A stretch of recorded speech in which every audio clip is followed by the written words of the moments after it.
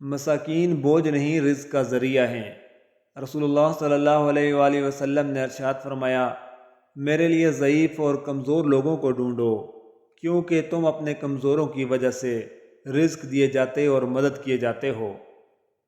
رسول اللہ صلی اللہ علیہ وآلہ وسلم نے ارشاد فرمایا، زیادہ مال جمع کرنے والے لوگ اللہ کی نظر میں حقیر ہیں، مگر کثرت سے صدقہ کرنے والے اللہ کی نظر میں محبوب ہیں۔ رسول اللہ صلی اللہ علیہ وآلہ وسلم نے ارشاد فرمایا، صدقات کے ذریعے فکروں اور پریشانیوں کا حل کرو، اللہ عز و جل تمہاری تکلیفوں کو دور فرمائے گا اور دشمن کے خلاف تمہاری مدد فرمائے گا۔ گننے نہ لگ جانا، ورنہ پھر اللہ بھی تجھے گن گن کر ہی دے گا۔ آپ صلی اللہ علیہ وآلہ وسلم نے فرمایا کہ مال کو تھیلی میں بند کر کے نہ رکھنا، ورنہ اللہ پاک بھی تمہارے لیے اپنے خزانے میں بندش لگا دے گا۔ قرض لے کر قربانی، اگر کسی پر قربانی واجب ہے اور اس وقت اس کے پاس روپے نہیں تو قرض لے کر یا کوئی چیز فروخت کر کے قربانی کا جانور حاصل کرے اور قربانی کرے۔ دنیا میں ہی معافی مانگ لیں۔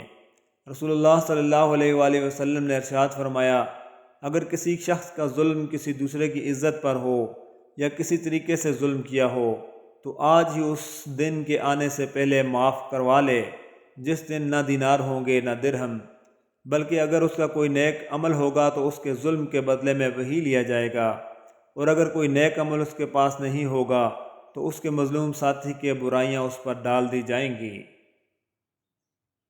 رسول اللہ صلی اللہ علیہ وآلہ وسلم نے ارشاد فرمایا، اوپر والا ہاتھ نیچے والے ہاتھ سے بہتر ہے، اوپر کا ہاتھ خرچ کرنے والے کا ہے اور نیچے کا ہاتھ مانگنے والے کا ہے۔